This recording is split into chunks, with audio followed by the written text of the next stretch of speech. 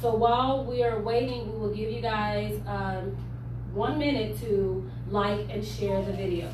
Please share.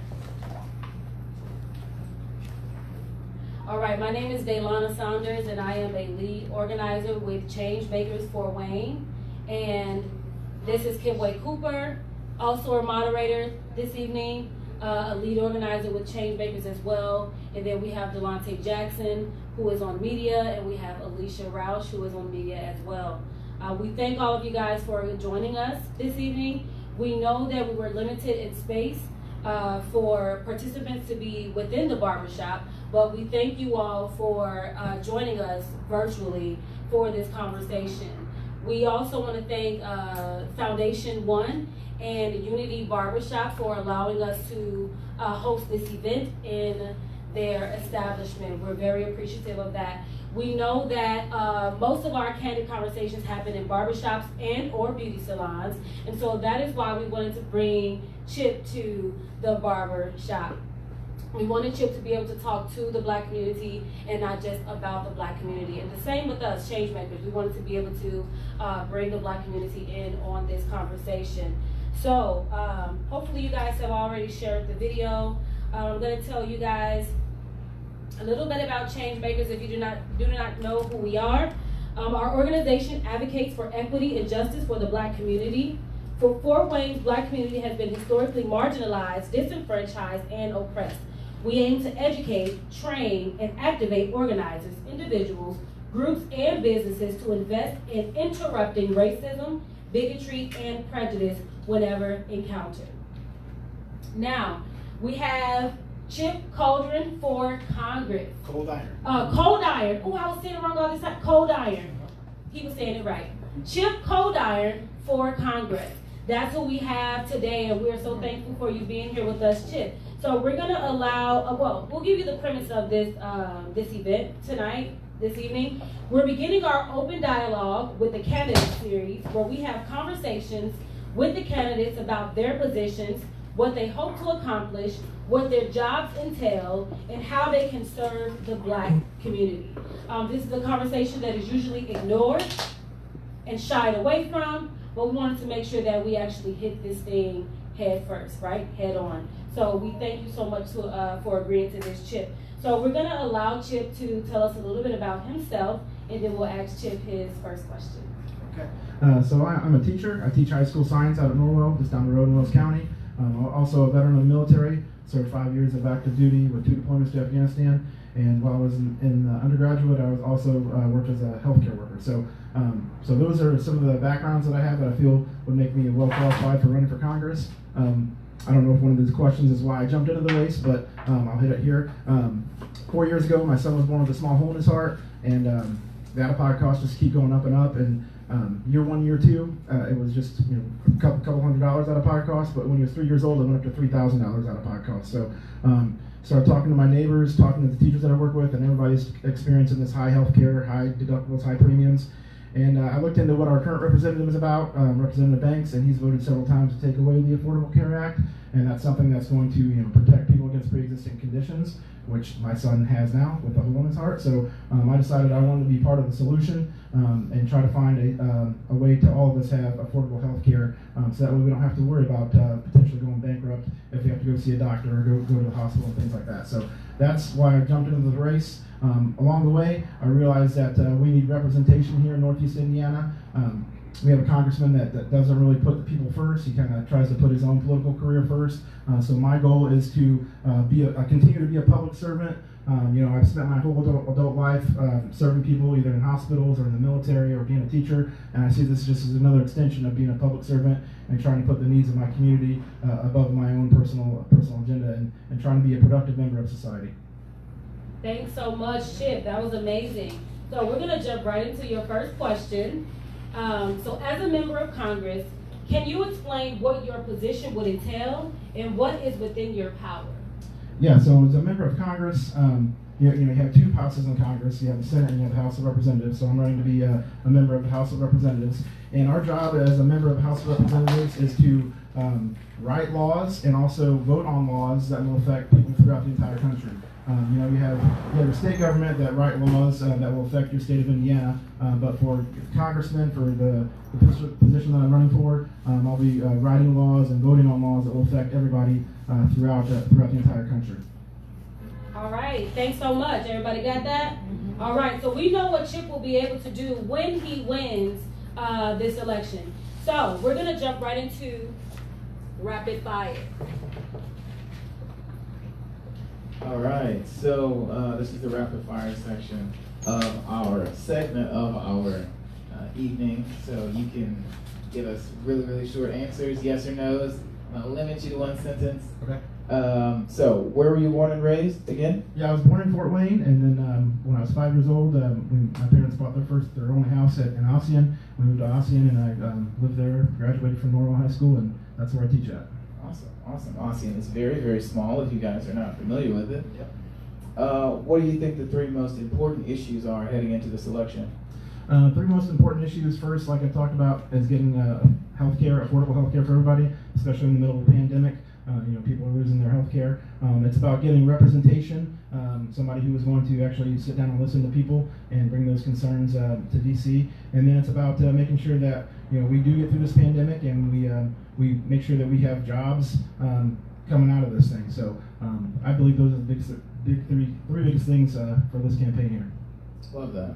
I love that. Healthcare is a huge issue. A lot of things in the Black community, a lot of the systemic issues that we face regarding healthcare just really kind of complete a cycle of neglect and abuse that we face here in the Black community. And so I'm glad that is something you find very important. Recreational weed, yes or no? I think marijuana should be used for medical purposes. The recreational part, that's going to be more of a state issue. But from the federal level, I think every state should be able to use marijuana for municipal purposes. And Indiana is not one of those states that actually does that. So, I agree with that. Yes.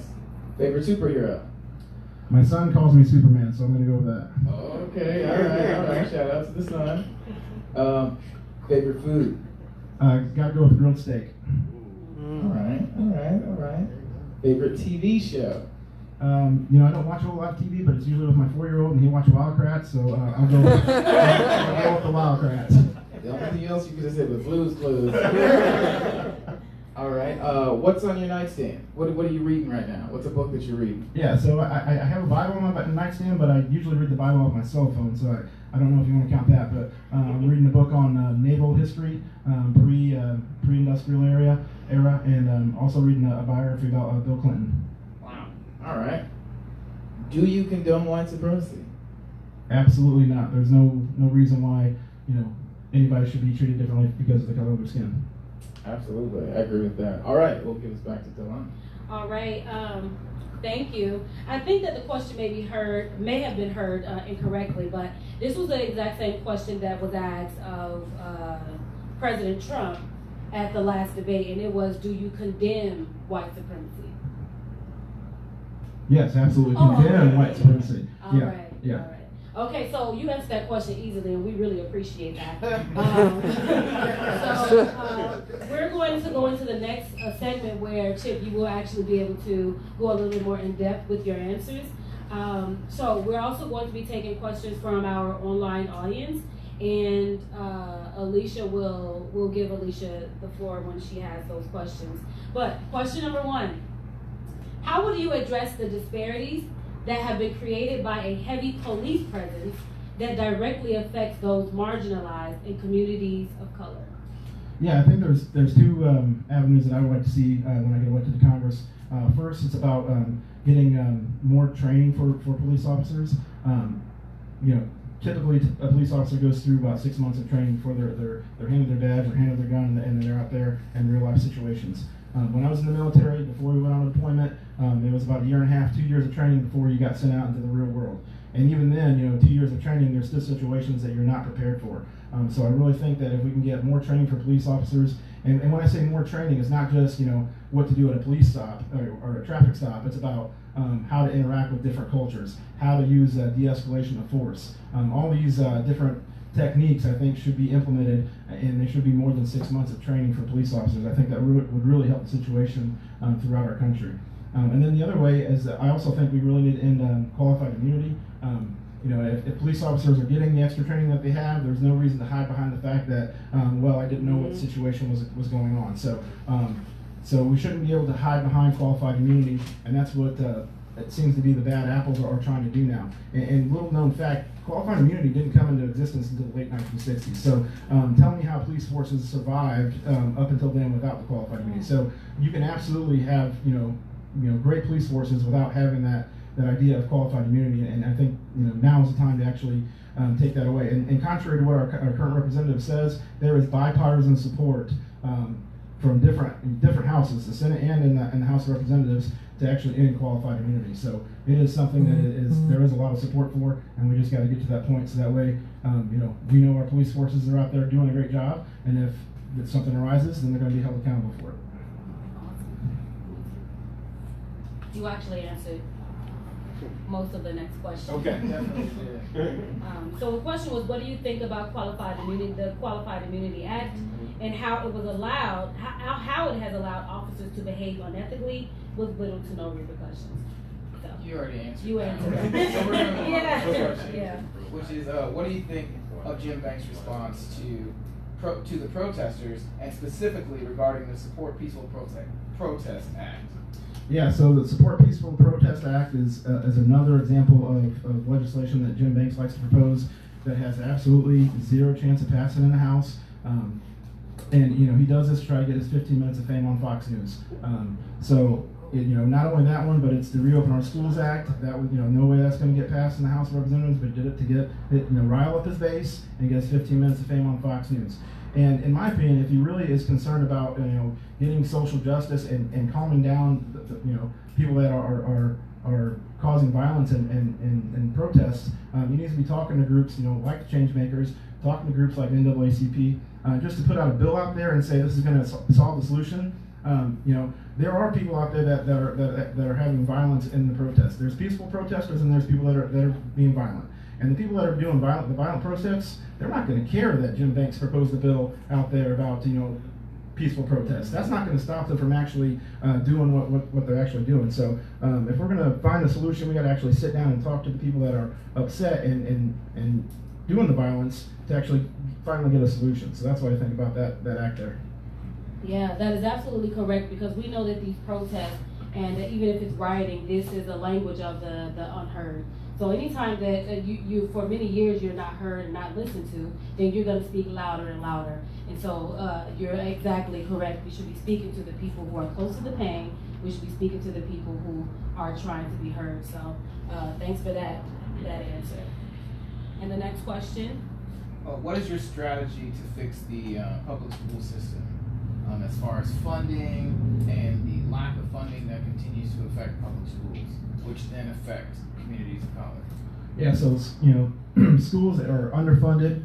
I know that firsthand as a teacher. Out at Norwell High School, we got to do better. And it happens at two different areas. The state has to make sure that your schools are funded, but also the federal government needs to do a better job of finding funds to funnel to the state governments as well, make sure that they go to the schools. And I really believe that it starts with making sure that we. It's going to sound selfish when I say this, but we need to pay teachers more. And the reason why we need to pay teachers more is because of the fact that the cost of getting your degree to be a teacher, and then what you get paid when you get out, it really doesn't pay off. So there's not a lot of people going into the profession because of that lack of payoff there. So we have teachers who become teachers, and then 5 years into it, 10 years into it, they're like, well, now I got a family. I can't live off of this salary anymore. So now they quit the profession, and so now we constantly have new teachers coming into it. Not that we don't, we need new teachers, but we also need those 20-year teachers, those 30-year teachers, hopefully a 40-year teacher out there. And the more years they have an experience to doing that, the better they're going to be as being a teacher. So that I really think will start to fix the problem of our education system, is actually getting our teachers paid. And that's one thing that I'm going to try to find a solution for. I think there's ways at the federal government that you can create programs to make sure that teachers in every state get paid appropriately. What a teacher gets paid in Indiana might not be what a teacher needs to get paid in California, but we can find a solution to get to that and make sure that teachers are staying in the profession longer than 5 years and 10 years. Thank you. Can we get a hand clap for that? Okay. Yes. So we have a school teacher in the building. I was also a school teacher, but I had left the profession. But yes, thank you. If you help us get paid more, then I'll probably come back because I do miss the classroom. All right. How do you think President Trump could have handled the coronavirus pandemic differently? You got to follow the science. There's no reason why the mask became a political statement. Listen to the doctors, listen to the people in the medical field, and from day one in February and March, if you've been wearing a mask and been having the governors have their states wear masks, we would be far less than 200,000 dead Americans right now. So it's about being a responsible leader and stop trying to make everything a political statement. Do what's best for the country and actually lead people. All right, stop trying to rile to your base. Okay, do what's best for the American people as a whole. Wear the damn mask. Tell everybody else to wear the mask, and we would get through this. Yes. Thank you. Good answer. Yeah. Next question. Yeah. I really enjoyed that last answer. It's so simple, and what bothers me is the fact that we've moved so far past common sense. And I know that is like the tagline for the right is that we're the common sense people. I'm like, where are we common sense there? There's so many different issues that are just not common sense. All right, next one. What is your favorite or least favorite piece of legislation that Jim Banks has passed, and why? I was looking through some legislation the last couple days. There is one piece of legislation. First of all, I want to clarify. There's not been very much legislation that Jim Banks has proposed that actually has become a law. So take that for what you will. But there's a lot of bills that have been proposed. Now there is one bill that I like that he proposed, and it's where hospitals have to go by the Medicare charge rate, and regardless of whether or not you're a Medicare or not. And I can't remember the actual name of that, but I would love to see that get passed. So that way doctors and hospitals can't charge us outrageous amounts when Medicare charges a different rate. So I do think that's a really good bill, and I'd love to see that get passed. So that was a good job by him. But my least favorite bill so far is the Reopen Our Schools Act, and partly because I'm a teacher, but also because I just can't imagine someone trying to use schools as a political tool to make a statement. That's our kids out there, that's our teachers out there, and when you say you have to go 100% online, regardless, or I'm sorry, 100% in person regardless, or lose your funding, to me that's just, you've lost your way. You're not a official anymore at that point. That is correct. We have some commentary from the audience already. So we had our favorite and least favorite there. What is the demographic? Okay, so can you share with us the demographic of the 3rd Congressional District? Yeah, so we have 12 counties in the 3rd District. Basically, you got 11 rural counties surrounded by the one urban county, Valley County. And the 11 rural counties, most of them are Caucasians. You got a lot of farms out there. That's what the 11 rural counties are pretty much all are. And then the one county, Allen County, very urban. You got a mix. You have African Americans, you got white people, you have people from Myanmar. You got people from all over the world really here living in Allen County. So it's kind of like 2 different worlds. You got the 11 counties out on the outer edge, and you have one county who is very urban. So it's a very diverse district here if you compare those 2 different dynamics. Yeah. So how do you plan to serve that diverse demographic? Yeah, it's about getting out there and talking to people. There's 12 months in the year. There's 12 counties. Coincidentally, you can hit one county every month, right? And so that's what I'm going to do when I'm elected to office. Our current representative, he runs away from town halls, and when he has those town halls, there are times and places where the average person can't go. So we're going to have town halls at times, 7 o'clock at night. We'll even have one for the 3rd shift of people, right? So you can come and talk to me. It's about coming out and talking to all the different peoples in all the counties. I'm not just going to hang out in Wells County because that's where I'm from. I'm not just going to hang out in Allen County because it's close by and there's a lot, a very heavy voting base there. It's about everybody in the district, whether you're Republican, whether you're Democrat, whether you voted for me or not, whether you donated to my campaign or not. I'm going to go out and talk to you and try to listen to what your concerns are. I'm not going to say that I'm going to find a solution to every problem, but I'm going to listen to every problem that you have and try to help the situation and make it better. Yeah, we really appreciate that, because one thing that we do notice is that after many of our candidates are elected, we don't see them anymore. We don't hear from them anymore. And so I think it's very important that we continue those town halls, that we continue these conversations. So we really appreciate your promise to actually get out here and continue to get out here when you're elected. All right. What is your solution for inadequate healthcare access in communities of color? So one of the things about I have a proposed bill on my website if you want to check it out. It's called the Fix and Heal Bill. One of the things about my bill that I want to put in the hopper when I'm first day I'm into Congress is opening up more clinics in low-income areas, whether that be in urban districts or whether that be in rural districts. But we got to get more access for people to be able to go to the doctor and see the doctor. Getting access to healthcare shouldn't be dependent upon you having a car and you having you should be able to get to the doctor regardless of how that situation is. So we need to be able to build more facilities, and so that way people can actually go see the doctor more often than they really are. Yeah, and I appreciate that. So we know that access is a problem, but when we do get that access, there are still disparities as far as representation in these hospitals. And so we know that at an alarming rate, Black women are dying during childbirth. And so is that something that you plan on looking into, maybe passing some kind of legislation to look into that? Also, with that will be diversity and inclusion classes for our medical workers. And so is that a concern of yours as well? That's a great point. It's something I didn't actually realize, that African Americans die more in childbirth than non-African Americans. So yeah, we should look into that. There's no reason why we can't get more training. The police officers need more training. If we can get more training for cultural diversity and cultural awareness in our communities, that would be great as well. Okay, awesome. How do you feel about renewable energy, and what benefits could it bring to Black and brown communities? Yeah, so I'm a science teacher. I could sit here and talk to you for days about how we're burning up our planet. We need to switch to renewable energy. We need to get off of our oil consumption, get off of our coal consumption, and get to wind and get to solar power. I think Northeast Indiana here is primed for those types of jobs. Over the past couple decades, we've had several manufacturing places shut down. So we have some infrastructure there already set up. Obviously, it would have to be renewed and reinvigorated. But I think this is a great manufacturing place here in the country, or at least it was at one point in time, and we could be another great manufacturing company or place for wind tunnels or for solar panels or whatever it might be. So my job as a congressman would be to find ways to actually bring those jobs here to Northeast Indiana. And I think, if you're a person of color, it's a great opportunity for you to find a high-paying, quality job in one of those actual career fields.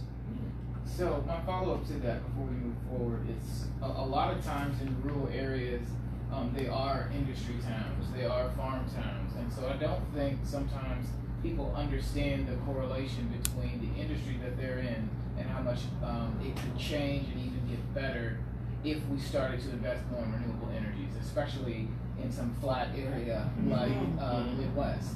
What would you say to that? How could you explain that even further for maybe people who don't understand what it means to be what renewable energy means, what green energy means? How could you break that down a little bit further for someone who maybe doesn't understand that, either in our audience or even in anyone else in the district?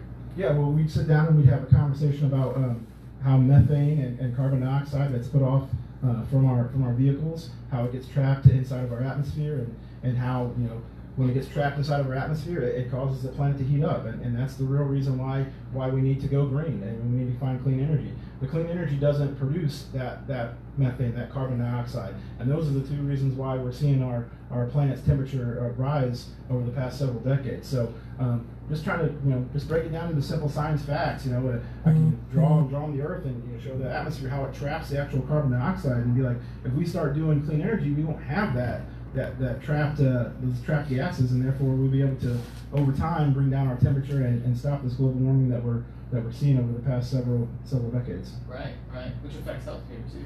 Go ahead. Oh no, you're fine. Can't hear me that Oh. So next question: what do you think about the Black Lives Matter movement? Yeah, so Black Lives Matter movement, I think it's very important. I think it's a great opportunity to make sure that we see some change in social justice. So I've attended a few of them, not very many, but I did attend a few rallies, and I was out there and talking to people, and it's a great opportunity to make sure that we try to get change, and I think it's important. I see it as an extension of what Martin Luther King did back in the 60s. We need to find a way to make sure that we are, all created equal, and we all get equal treatment under the law. So the Black Lives Matter is just an extension of that, and I really think it's important that we keep pushing that forward until everyone is treated the same under the law. All right, the follow.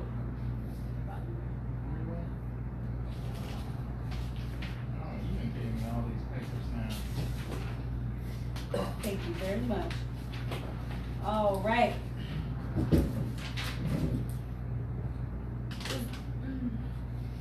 I'm missing a sheet. Yes. Thank you. We apologize. All right. What do you think about the Abolish ICE movement? The Abolish ICE movement, I haven't looked at a whole lot to it, but I do know that there needs to be some changes to how ICE operates. I think, again, they've kind of been given a little bit too much power, and we need to reevaluate how they treat people that they come into contact with. You know, I don't think that we should be putting people in cages and things like that. So definitely, you know, we need to look into how ICE operates and see if there's ways that we can improve it and make sure that people are treated as human beings like they should be. Perfect. And so, just thinking about abolishing ICE, what kind of legislation could be passed to change the way that ICE, that they are treating the children in the detention centers, or even locally, the way that our immigrants are treated here in Fort Wayne or in Allen County or in the 3rd Congressional District? What kind of legislation could be passed to change anything? Yeah, so when I was in the military, you know, when we go on a mission, you know, we have our rules of engagement. We know what we're allowed to do and what we're not allowed to do. And I think that if we can look at what ICE does and try to formulate some rules of how they interact with people and let people know how they're actually going to interact with others, I think that could go a long way with actually, you know, helping how ICE operates within our country. All right, sounds good. I think there's interesting how ICE targets communities of color, because there are definitely a lot of immigrants here who are non-Hispanic or non-Black in descent, and we don't see ICE hanging out at St. Patrick's Day parades to see if there's any folks there who are illegal. And I want to say the IRA said there's at least 100,000 Irish who are here in the United States who are not documented, but we don't see ICE populating those areas. I think ICE and this whole anti-immigration, everything is just another prong of an assault on communities of color. And I think that's interesting that ICE is just another extension of that. It's just another arm of the law that is giving more and more authority to do things, whether they're violate human rights or not. Yeah, absolutely. Why is an immigrant from white country, so to speak, from Western Europe, allowed to come to our country and not have to show the proof of being here? But if you have darker skin color than ours, then they're all up in your business. I have a friend from Serbia, and he has now become a citizen, but every time you go through the airport, he had to get patted down simply because he looked a little bit different than everybody else going through, and it was every single time. And so I've seen it in person about people of different skin colors getting discriminated against in real time. What are you going to do? All right, so there was something that I missed earlier, which is why I needed the laptop. It was regarding the heavier police presence in Black communities. Can you guys hear me without the mic? Okay. So there are a lot of studies that indicate that more policing does not lower crime. In fact, there are some studies that indicate intensifying policing can even exacerbate crime rates. The United States is investing so much in policing to address crime without addressing poverty-related factors that drive crime. The government needs to improve public safety by addressing human needs. For example, maintaining a functioning mental health system, promoting economic development and opportunity in poor neighborhoods, and improving schools, and providing after-school programs that cultivate the productive talents of our youth. These fixes will actually uplift communities. So again, heavier police presence in Black communities further drives the narrative that Black and brown people are inherently violent, so they over-police our neighborhoods. What kind of legislation can we pass as soon as you are elected, that will address the way that heavy police presence in our black neighborhoods? Yeah, I think one thing that we can do is get our police forces to be more interactive with the community. There's been some police forces, I believe it was in New Jersey, where they set everybody down, and then they rehired people back, and then they went through a retraining session, and now they have a set area that they go and they knock on the doors, they interact with them, they talk to people. So I think if we can find some kind of legislation where our police officers had some kind of area or jurisdiction, so to speak, to go and talk to different people in their community, I think that will go a long way with bringing down our issues with how the police interact with people on a day-to-day basis. Okay. Do you think that retraining a corrupt cop is a solution to policing in the black neighborhoods? I think that's possible. I think it depends on the situation as well. I mean, if I have someone, blatantly physically abuse someone, I don't think that's probably someone that we want to retain on the police force. But for different situations, people make mistakes, and I think there's a room for retraining and getting that person back to being a police officer again. I believe that most people go into police force, to firefighters, and teaching because they have a passion for helping people. And so if there are some minor transgressions, retraining them and getting them back in the police force, I think will go a long way. I don't think we always have to necessarily kick everybody out for every transgression that they might make. All right, thank you. Now we actually have a question. The question is being dysfunctional, right? Yeah. Okay. So we actually have a question from an audience member. Well, virtually. Her name is Chanel Turner, and she says, what are your fundamental views on the balance of power shifting from predominantly white to inclusive? What I've come across are a lot of people who say they are here for unity, but haven't grown out of that conditioned fear of the other, that when emotions are running high, they revert to time. Let me reread that, okay?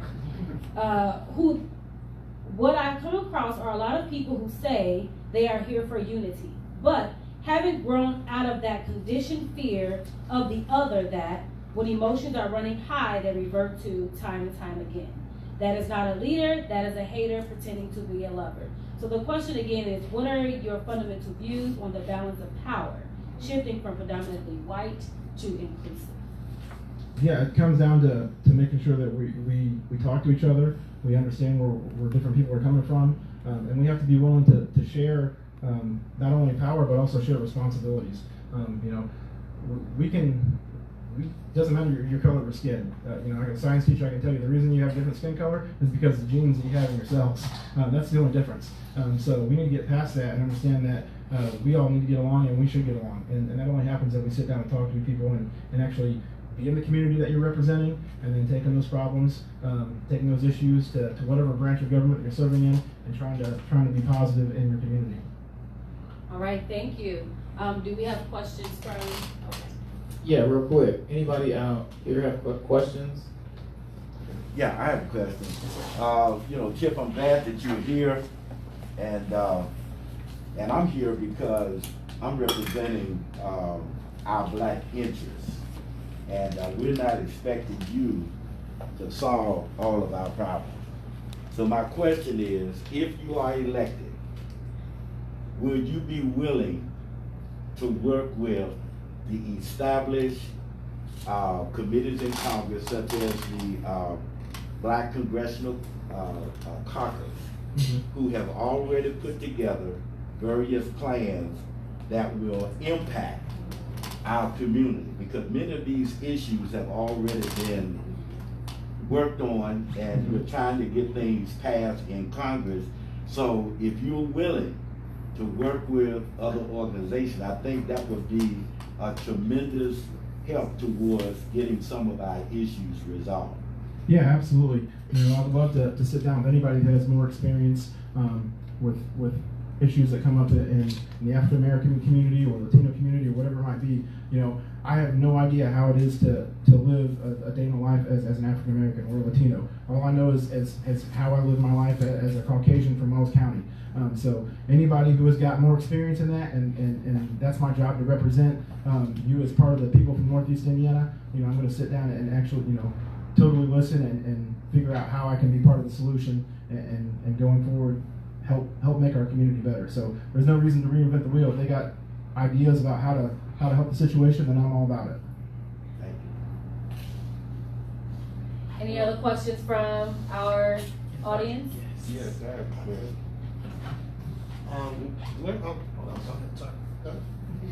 What do you think about the present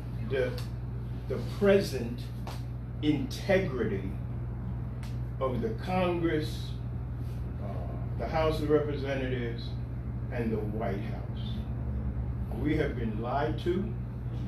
There has been misinformation, disinformation. The country has been polarized. Folks are confused. What do you think about that? And what can you possibly do? I know you're only one person, but what would you try to do in your time as a congressman? Yeah, so on both sides of the aisle in Congress, there's people out there that I think are in it for themselves. I don't think they're being a representative because they wanted to serve the public.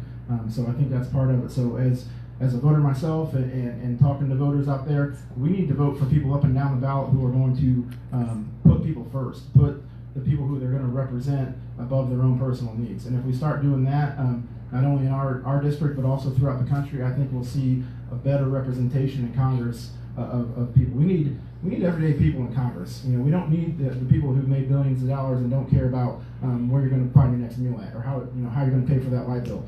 All right, those aren't the people we need in Congress right now. We need everyday people who know how to solve problems. And so that's who we need to start voting for. We need more people like that to run for office too. So that's part of it. And then when I get elected to office, it's about standing up for what's right. Not getting rolled on just because you're a Democrat, every other Democrat's voting for this, you got to vote for this too. Well, if it's not good for our district, then I'm not going to vote for it. Okay, and if Republicans come up with something's good for our district, then I'm going to vote for that. So it's about putting your district first instead of trying to worry about what everybody else in your party's doing or what everybody else in the other party's doing. So it's about putting the people first that you're actually elected to represent. Thanks to Dr. Pressey, and if you guys can give your names first. So we thanks for Dr. Pressey for that question and Dr. Ford for that question. What I heard Chip say was we need the people that are closest to the pain, closest to the power, which is something that I say all the time. The people that are closest to the pain, we need more black people, we need more brown people in power. So we do need more of these people to be in policing. Yes. So closest to the power for sure. So that's something that we need to keep in mind. We know that our president just axed recently diversity and inclusion classes, right? And so we need to make sure that we continue that. We need to make sure that we continue that on a local level. Because we know that those classes are very important because representation is important. You know that being a school teacher, that representation is very important, that our black and brown kids need to see black and brown teachers in the classroom. So that's the same thing with our legislators. We need to see our black and brown politicians and legislators as well. So thanks for that question. Do we have any more questions from the audience? Yes. Your name? Marshall Jones. So I got put on that this was going to happen a couple days ago, so I kind of scoured through some information. I was looking through the city council archives, and the last archive you can see is from 2011. And then I noticed that the Black Chamber of Commerce was created in 2012.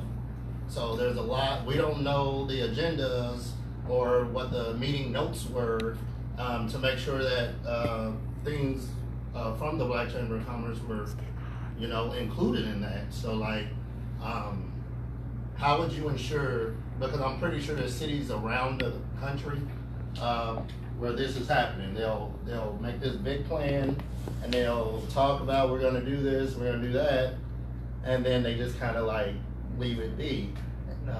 I've read several articles where the founder of the Black Chamber of Commerce was stating the struggles of like keeping this going.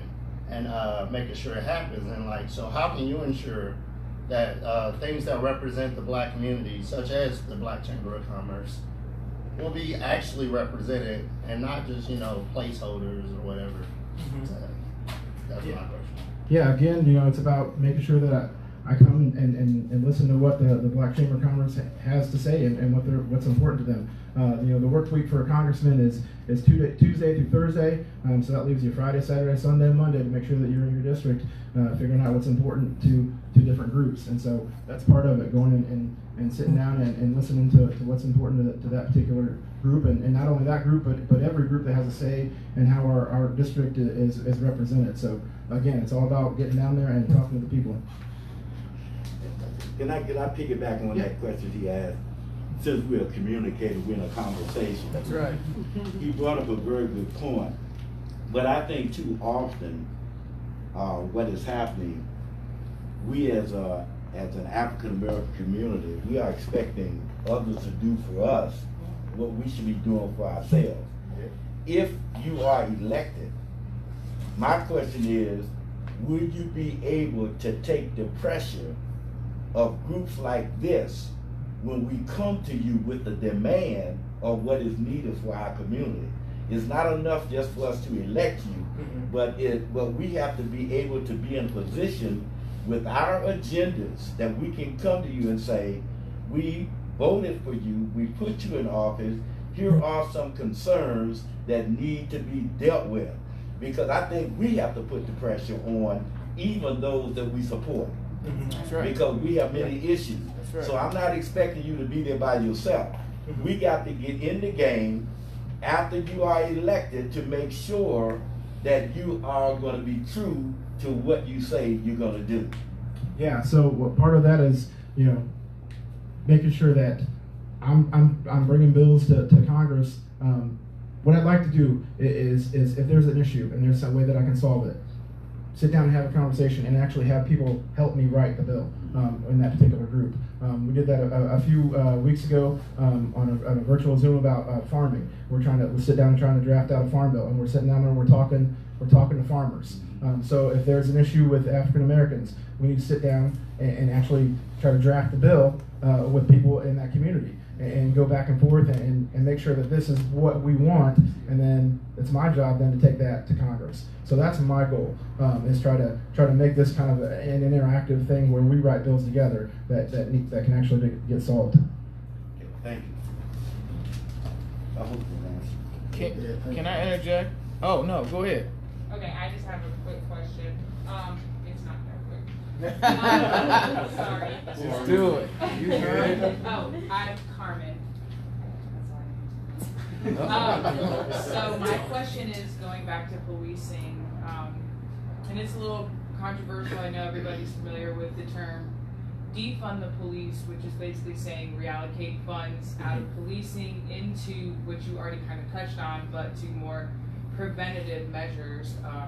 So my question is why do you think there's so much resistance, especially in this area, this region, for reallocating those funds? Like, why are people so resistant to actually putting money into programs that will help prevent crime, and they're so fixated on just having somebody there to stop crime while it's happening or after the damage has already been done? And how can we move forward to help people realize that if we don't stop it from happening from the beginning, people coming after the fact is not going to help the community?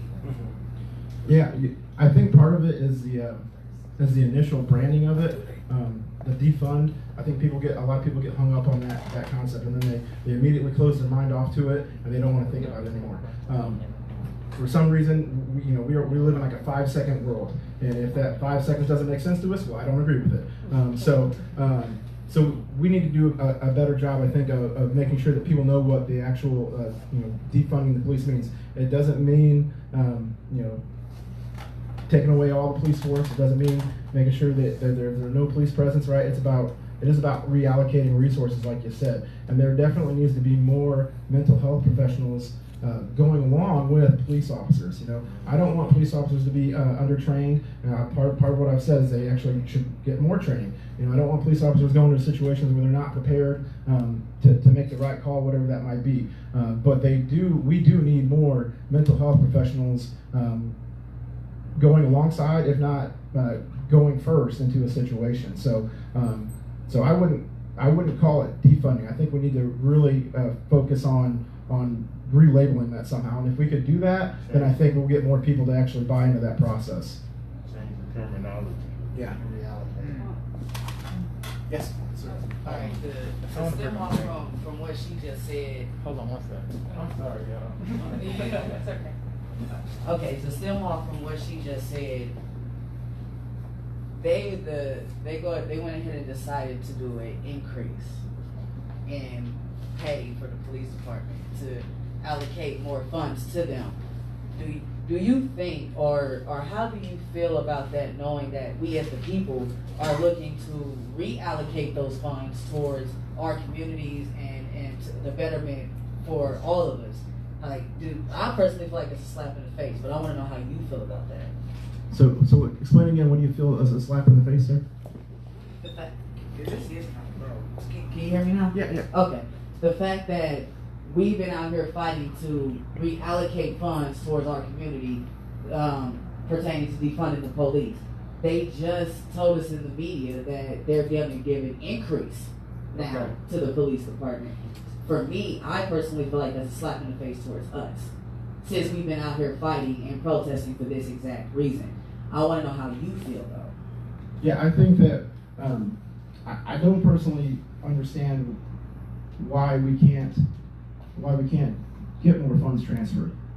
But again, that's more of a local issue over a state issue. But you know, for me personally, I do feel that there should be at least some kind of transfer. If not, if we're going to increase the funding, that increase in funding then goes to make sure that we hire more mental health people, more mental health professionals. So if that's part of it, right, increasing the funding, make sure that funding goes towards the actual solving the problem of bringing different social workers, different healthcare professionals into the actual ballgame. So hopefully that's what the actual solution is going to be there, not so much giving more money so that way we can get more up-armored Humvees for the police force, because that's not going to solve the problem, right? We need more people out there that can actually go into a suicide situation and talk somebody out of that. Right. Unfortunately, the police are the first people in, and I don't always think that they might be the right people to do that. So we definitely need more people that are trained in that actual specialty. So hopefully those funds are going in that direction and not so much of the weaponry and things like that. Okay, and now my next question is evolving around Trump. His Proud Boys stand back and stand by statement. Mm-hmm. We know our interpretation of that, you know, but we, like you said, we're all different. We all think different. Mm-hmm. And to you, to the person that you are, how does that make you feel from your world? Yeah, that is a definite call to, if the election doesn't go my way, then the Proud Boys need to start violence. And I don't think that is the most anti-democratic thing I think any president could ever say. If the election doesn't go my way, then it's time to spread violence, and that's really what reading between the lines is all about there. You know, That's exactly what we heard. Be ready to do my battle when I don't win this election. That's right. And that is not what our democracy is about. That would have to be the only president that's ever said, if I don't win this election, we're going to cause violence, and we're going to essentially try to overthrow the last 250 years that we've had this democracy. So that's how I read that. All right, thank you. Amazing answer. Let me read one question from our online audience. So, from Lauren Jones, she says that one of her questions for Mr. Coldiron pertains to quality education in public school systems and the resources that are available. Due to Indiana's voucher program, this is a program that gives parents the opportunity to give their children a private education on a full or partial scholarship. Many resources in the public system have been lost, shortened, or cut. What can you do to put resources back into these school systems for the children who are unable to transfer to these private or parochial schools? Yeah, so public vouchers, in my opinion, they've got to go. I know it's a lot of times it's a state decision. My opponent, Jim Banks, he's all about vouchers, but vouchers definitely take away funds from the public schools, and therefore, the less funds going to the public schools, the less we can pay our teachers, and less we can pay our teachers. It's just a trickle-down effect there. So we have to find a way to make sure that these vouchers get out of our public school systems. If you want to take your kid to a private school, fine, go right ahead, but pay the price out of your own pocket. Stop taking it away from taxpayers that have put their money in to the public school system, and then all of a sudden you're now going to take your kid to a private school. So that we've got to find a way to get this out of mainstream America. If you don't like your public school, well, now you get a free ride to go to wherever private school you want to put your kid into. So we got to figure out a solution. Thank you. One more question. Go ahead. Just a quick comment on that. I think that goes back to figuring out the solution with public education. Mm-hmm. So if we had better public schools that were funded correctly, had adequate representation, and taught kids real life skills that they could then turn around and use in their own communities, that would then keep them there and have them have sustainable lives and avenues to betterment, you wouldn't need to continue to send your kids other places. And so I think the one fixes the other.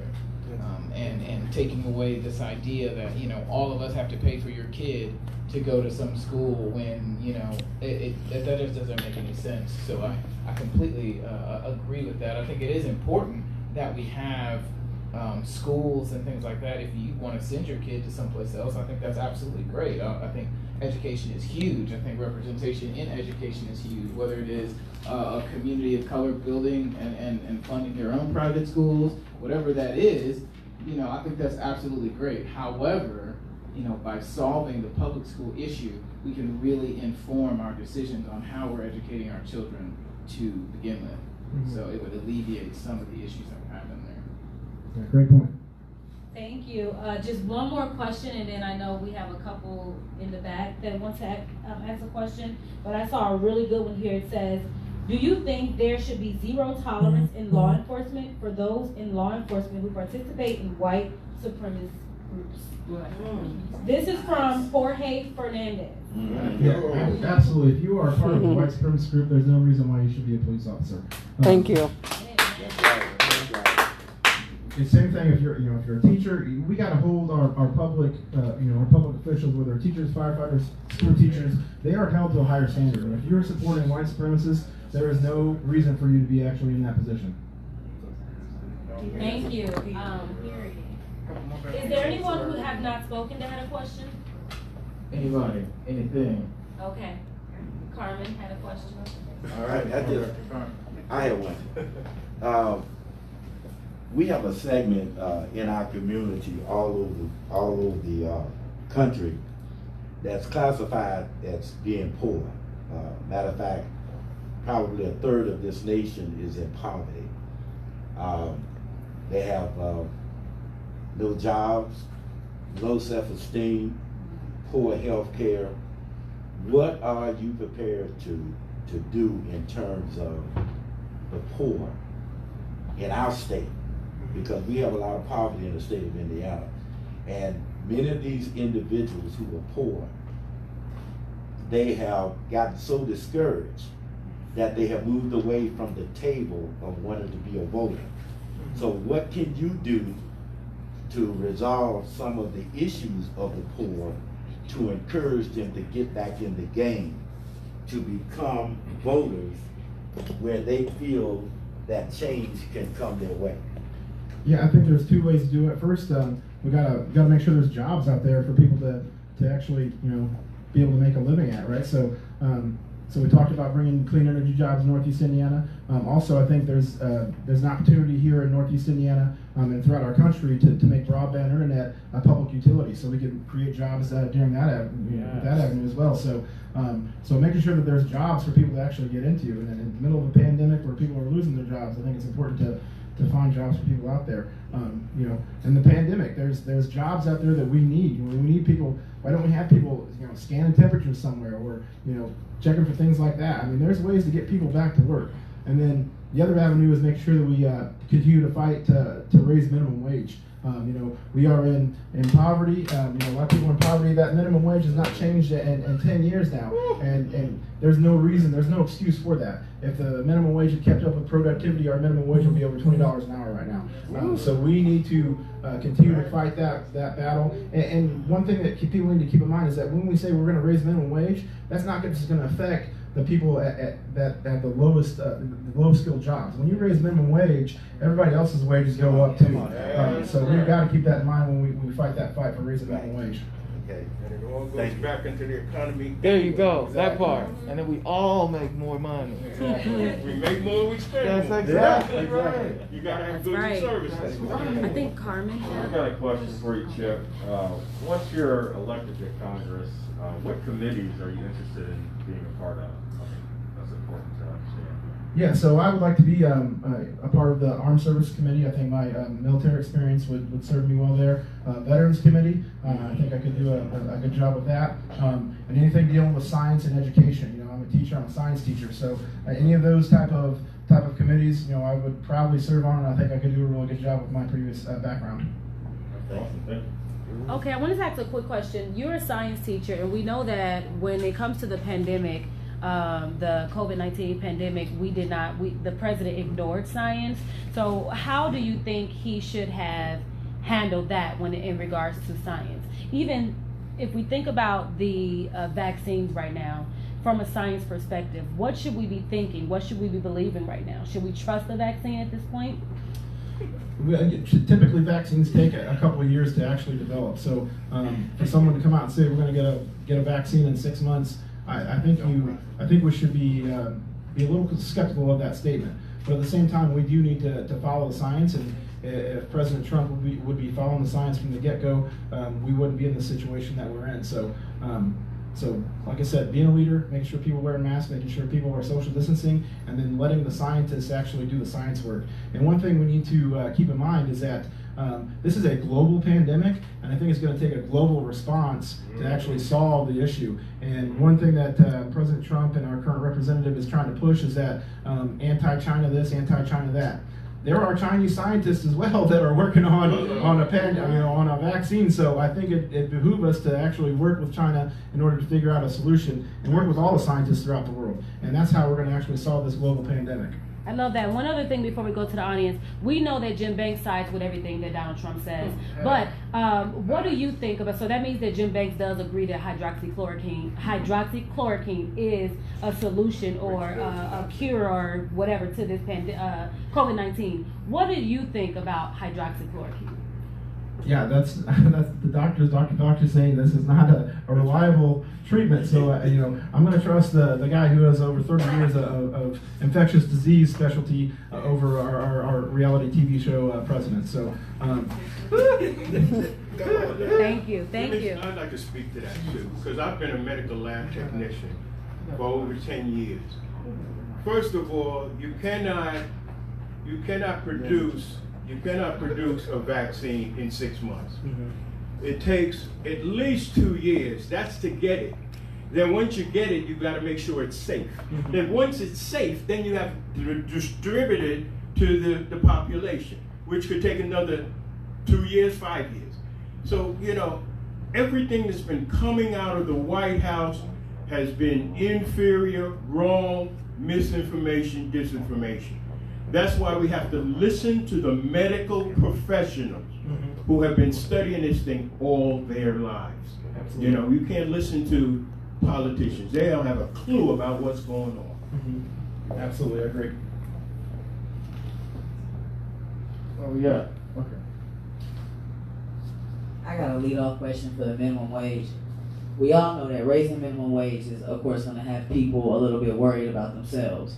But can you explain to me, or what your goal would be, if we raise minimum wage, productivity will only go up, which makes the cost of living even higher. How do you feel we can kind of find a median in between that? Yeah, that's something we'll have to try to figure out. But I do think, like we talked about, everyone's wages are going to go up. So hopefully the cost of living won't increase dramatically to the point where that minimum wage isn't going to be effective. So that's going to be how we implement the rise in minimum wage and make sure that if there is situations where the cost of living is starting to outpace that minimum wage, then we need to take action. And one way that we can actually do that is try to tie your minimum wage to inflation. So if things start to, as inflation occurs, 10 years down the road, we're not sitting at still $15 an hour. It's increased as inflation has increased. So that should be one avenue that we can actually attack that problem there, I think. Okay, this is my last question, I swear. With this stimulus check situation, I took it as extortion. So just based on this little civil conversation that we're having now, I kind of need to know now your opinion about Trump basically coming out and saying, hey, I'm not giving y'all, knowing that we're struggling and knowing that jobs are actually hard to come by because people have children and, possibly just having a high temperature can send you home from work. So we're not working as much as we could be to even survive out here with limited resources, helping us to survive out here because so many of us need help. So for him to say after I'm elected, then that's when you guys will get your check. I need to know if you feel like that's extortion. Absolutely, that is if the only way you're going to get your money, you got to vote for me. That is extortion to the nth degree. And again, I haven't figured out any other president in the history of our country that's tried to extort votes to that extent. So that is, if you vote for me, you get your money. That is straight up what that is, and that's not. But that was just changed today. They got it. The reason why it was changed. Now, go ahead. This is a real barbershop conversation. You don't understand why we have these? This is why. Because the truth starts to just come rolling out. And that's why we have environments like this where we facilitate dialogue. So one of y'all gotta go. One of the reasons why I think it was not only extortion, but I think it was a plot. Yes. You have to realize he has his base, which is not going to change. So if the stimulus is given, they're going to see him as the greatest president in their lives because they're already at the bottom. And so when they get it, they say, oh, before the poll, oh man, I'm going to vote for him now because I got that stimulus check. So it's a strategic plan for his base. But what is happening is some people got close to him, let's just say that. And he has now had to reverse that. So the stimulus is supposed to go through before the election. Okay, that's good to hear. Okay, we have a question from the virtual audience. And so the question is very simple, but I want to preface it with, we know that Jim Banks is well funded, and we looked at his funding, and it largely comes from Fort Wayne. It comes from 46814, I believe, is that correct? Largely in the Fort Wayne area, it's coming from the 46814 zip code. And so the question is, do you have a good financial backing like Banks? Well, let's make it clear. Representative Banks, the majority of his money comes from corporate PACs. Yes. If you look at his funding, 80% of it comes from the military-industrial complex, and so he has a reason to push his 5-ocean Navy. He has a reason to push his agenda where we're going to get more different types of military equipment. And, as a former military person, I'm all in favor of our military being fully funded. I know we need to be fully equipped to go out there and battle. But I know there's also ways that we can spend less money on the military and be just as effective as a fighting force. And that's one of the things that I want to bring to Congress is my ability to make sure that we are fully funded and we are ready to fight on every front, but also find ways that we can actually save some money. And the other thing I'd like to point out is that President Trump and Representative Banks want to push that our military has been such a, totally revamped, totally 100% better than what it was under Barack Obama. But if you look at the past 4 years, we have ships burning in dock. We have planes falling out of the sky, okay? We have military families, literally military families on SNAP, food stamps, because they are below the poverty level. So if our military is so precious to them, then they really need to get in there and make some progress. And I just simply don't see that progress, even though we're spending $700 billion on the military every year. Come on, Chip Coldiron for Congress. I love that answer. Good answer. All right, audience.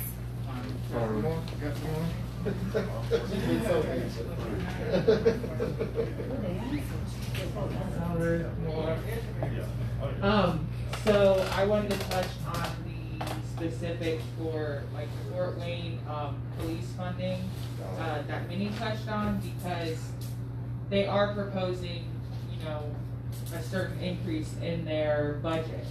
Majority of that's actually going towards, I think they hired a couple new people. They want to give a 3% raise. Their little trucks and all their little gadgets and stuff. But my thing is that they're going to keep giving the police more funding, especially for things like raises. So the chief of police's argument in the city council meeting was that they have people retiring and they're bringing new people in and they're trying to hire that like base pay so that police are, incentivized more to do a better job, want to join the police force, so they want to give them a 3% raise. Why can't we do that for teachers? Why can't we do that for education? How can we, if they're not going to take the funding out of the city budget from the police and all the money that they already get, which is over like what, 60 million? What? 130 million. Oh God. Jeez. Okay, no cussing on here. So if they're not going to take money from that, where can we get the money from? And is that something that you could help like the cities out with in your position? Mm-hmm. Yeah, so funding for teachers, 90% of it comes from the state level. So you have to make sure we're voting for people who are going to be pro-education and making sure that teachers are going to get the raises that they should be. So 90% of that funding comes from the state level. There is 10% of funding that goes towards schools from the federal government.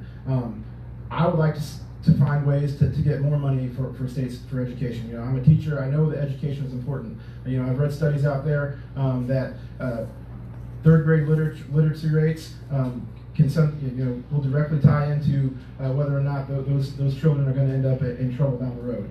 Okay, so it's very well correlated that if you have problems reading at the third grade, then you're going to have trouble later in life. So we have to make sure that we're putting money into our educators, making sure that we're getting kids with a solid education, so that way when they do leave high school, hopefully they're graduating high school, not dropping out, but when they do leave high school, they are able to go and get a job or go to college and not have to rely on violence in order to make a living for them and their families. So it is very important that we find solutions to this education crisis. And this is an education crisis throughout the country. It's not just in Indiana. States throughout the entire country, their teacher pay is low compared to where they're living at, and we need to find a solution for our country if we want to make sure that we're surviving in the next couple decades here. All right, we got about, first of all, great answer. We are getting close to time. I'm going to ask one more question. I'm going to check with Delana and make sure we're good online, and then we'll probably start wrapping it up. One of my questions for you, sir, was how do you feel about the cash bail system in the United States? Currently, right now, to bond out on an average level, it's said to be about 8 times or about 8 months worth of income for those who are arrested or those who, this is not even convictions. And then also, you got the whole plea deal situation where you have huge numbers of, or a huge percentage of people who are in prison right now who have never even been to trial. And so what would be your strategy? What are your thoughts on how to level that playing field? Because the fact of the matter is that everybody deserves their day in court. And the fact that there's a lot of people from poorer backgrounds, disenfranchised minorities, people of color, and even poor whites who will never get that opportunity the way that things are set up right now. And we make huge amounts of money for these privatized prisons and things like that that come up with these fast food laws, is what I call them, which is just like framework that they give to these politicians. They sign a couple things, and then there you go, you got another bill. And all this stuff is documented. So what do you know about this? And then also, what would be your plan to, or your suggestion for how to undercut some of that in order to make it make sense? Yeah, the bail system seems definitely an unfair situation. You know, it's something that I would love to sit down and look into further, but it doesn't seem right that people of color have to tend to spend more time in jail even before going to trial than people that you know, Caucasian people. And so we need to really sit down and look at the situation.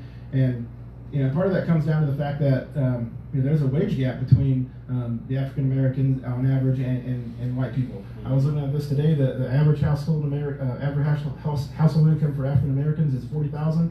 Average household income for a white couple is around $70,000 in the United States. So so that's part of it. So trying to figure out that discrepancy, but also looking at the bail system and trying to figure out ways to make that more fair for everyone.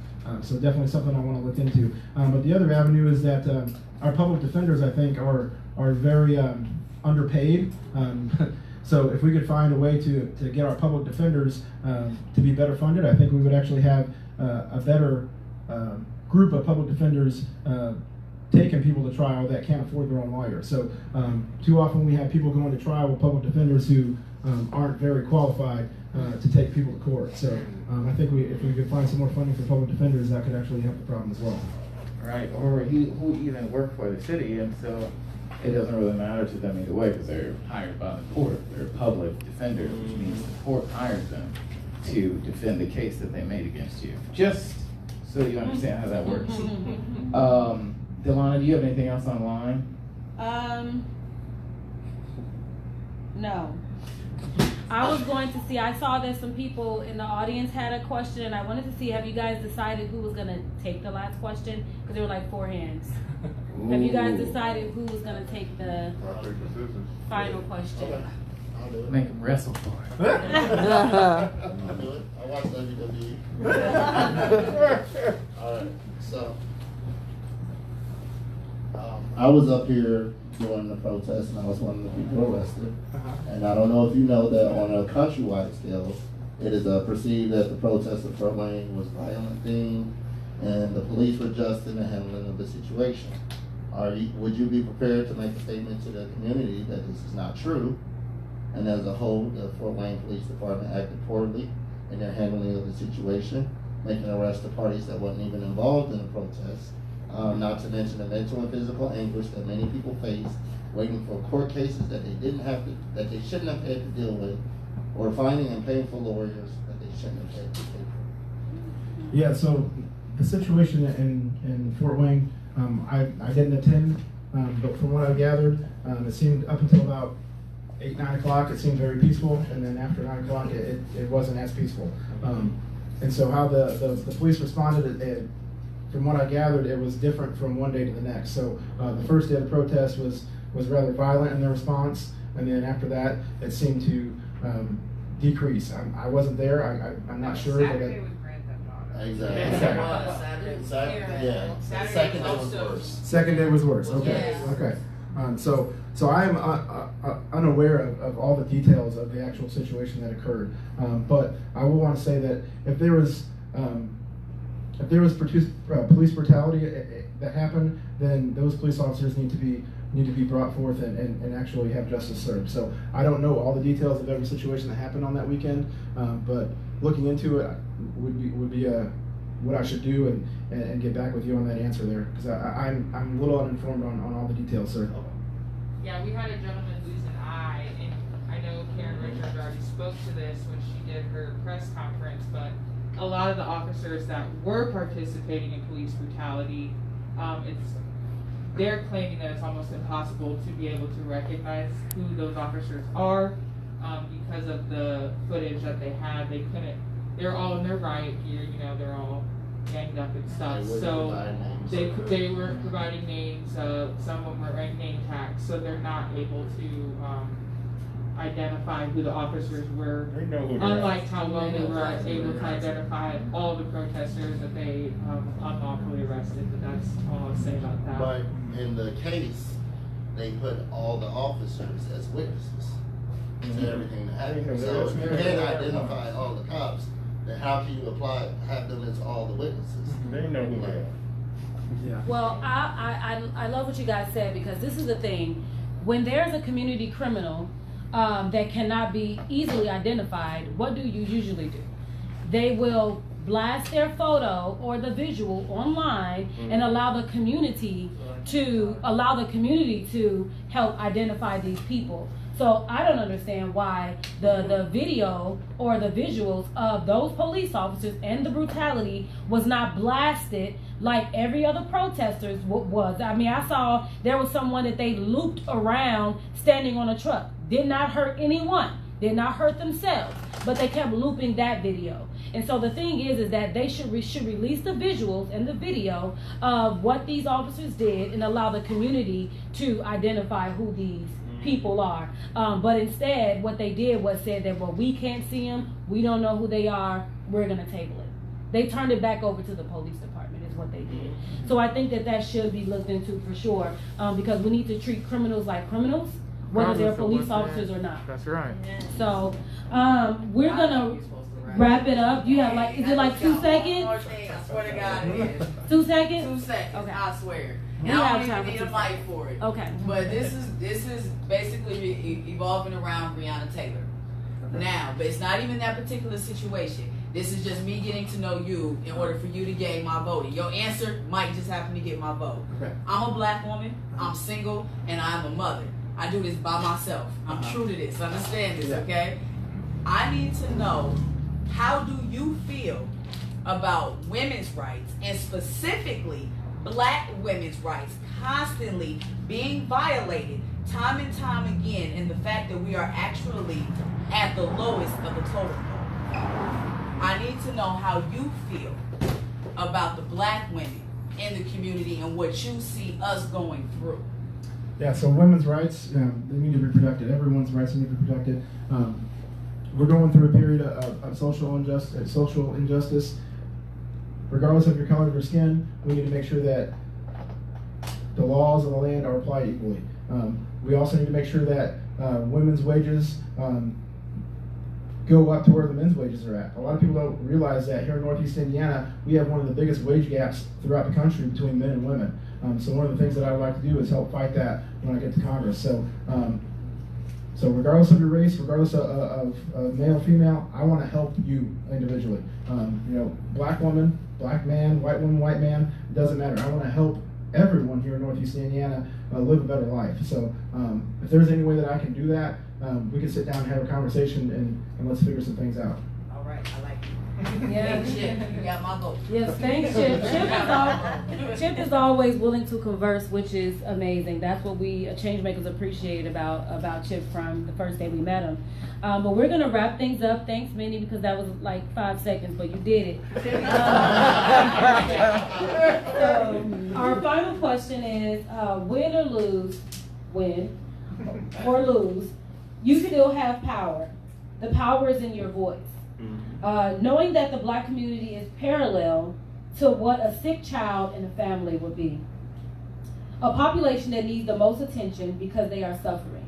When you have 3 children and one child is suffering more than the others, it will be most beneficial to the family to heal that child, because that child is impacting the rest of the family. Yeah. And so the black community would be synonymous and parallel to that analogy. So with that, being a population that needs the most attention right now because we are suffering at a disproportionate rate, how would you use your voice and your position, if elected, to help resolve the disenfranchisement and the oppression of the black community? Yeah, there's a lot of avenues that we need to take to help the African American community. And we've talked about it earlier. First, it starts out with education. We need to make sure that a high school diploma if you're getting a high school diploma from Homestead, the kid from Fort Wayne Community Schools or from East Allen Community Schools is getting the same type of education. I think it starts there. And when you start with education and getting everybody on the same footing, I think it opens up a world of opportunities for that individual. As far, disenfranchisement, we have to get away from stripping people's rights away from being able to vote. We have to get away from taking away names off of that voter roll. We need to make sure that there's access to actual polls, that people can actually get to the polls when it's time to vote. It's about getting out there and talking to the community. It's just one big giant circle. If we can start communicating and start getting people to talk to one another about their different situations, then I think not only the African American community, but the Latino community, the Myanmars here, everyone could be better off if we actually listen to our problems and then try to find a solution that helps everyone out. All right. Thanks so much, Chip Coldiron, for Congress. Thanks so much. You answered every question very well. Guys, Chip was willing to work with us on the Black agenda from day one. He did not shy away from it, and we are so appreciative of that, because it is not easy to have this conversation, because it is a conversation that has not been had. We don't talk to our politicians specifically about the Black agenda, because why? They would say, oh, well, for everyone. Well, we want to help everyone. No. If you have one population of people or demographic of people that are suffering more than everyone else, you have to focus on that group of people. And so I'm appreciative of that. We have handouts over here that will outline the Black agenda according to ChangeMakers, right? But we did get input from other community leaders and other community members. So the Black agenda is an ever-changing thing. So it is a live document online, but we do have a copy of that Black agenda. If anyone is not familiar with what the Black agenda is, you should definitely take that handout, look at it, understand it. It is what the Black community is asking for in this time. So if you ever have a conversation with a politician, speak to them about the Black agenda and make it normal. Normalize speaking for the Black community, right? All right, thank you, Chip. Chip, do you have anything to say to the people? I just want to say, make sure that you go to the polls November 3rd or mail in your ballot however you feel comfortable. Get to know the candidates before you go to the polls and before you fill out your ballot. Vote for who you think is going to actually serve your needs. Okay, don't think about, well, I've always voted Democrat, I'm going to vote Democrat. I've always voted Republican, I'm going to vote Republican. Vote for the person who is going to serve you best. That's what representative democracy is all about. Pick your candidates and back them up. Vote how you feel will best serve your interests. Thank you. We also want to thank Jared. Jared, you have been amazing. Your communication has been amazing. So you definitely have an amazing campaign manager there. And then also we want to thank again Foundation One, who is definitely a pillar in the community. Yeah. Everyone knows Foundation. We knew to reach out to you first. We knew to reach out to you first because we know that you have been doing this work for a very long time. We actually have some great community leaders in this audience, which is why we wanted you guys to give your names. We have Dr. Pressey right here. We have Dr. Ford right here, who has been on the front lines helping the young people, the young protesters, when it wasn't popular to do so. So we really want to thank you all as well. We have a lot of young community members in here. I don't know if they even want me to say their names, but we thank you all as well. I want to thank the ChangeMakers, Kibwe Cooper, Delonte Jackson, Alicia Roush, and I'm Delana Saunders. We want to thank our online audience and being respectful of your time. We know that you guys this is the pregame. We're ready for the game. We're ready for Kamala Harris to lay her foot down. We want to give you guys time to get home, but thank you all for attending and have a good night. Thank you so much. Thank you.